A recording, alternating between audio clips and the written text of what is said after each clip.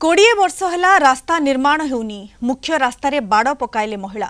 भद्रक जिला Basudevpur पौरपालिकार 8 number ward Tentulia दीर्घ 20 वर्ष धरी रास्ता समस्या को नहीं लोकों मध्य असंतोष लगी रही। वार्ड्रे प्राय 1200 लोक बसवास करुवा बेले एपर्यंत भल रास्ता निर्माण हो पारि नाही।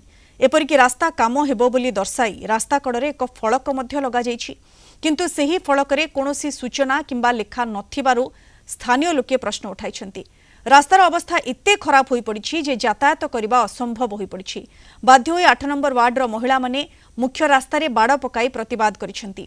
तुरंत रास्ता निर्माण करबा सह दीर्घ दिनर समस्यार स्थायी समाधान पई पौर प्रशासन निकटरे दाबी रखिछन्ति स्थानीय महिला और बासिंदा। पानी रे चली पारनु 5 वर्ष हला पैसा होचे काउंसिल अंके जमाने करूचुनी काम से करनांती कोन असुविधा होची जमाने आमचुन समान जानंती बंदा है एथि कि जे छुआ पिला स्कूल जाई पारनती आमे घर बाहर को जाई पारुना पानी भर्ती है स्कूल ट्यूशन छुआ पिला जाई पारनती काली छुआ पड़ी के खंडिया है एते जे रास्ता भी हो नाही कि किछि बुझु नांती।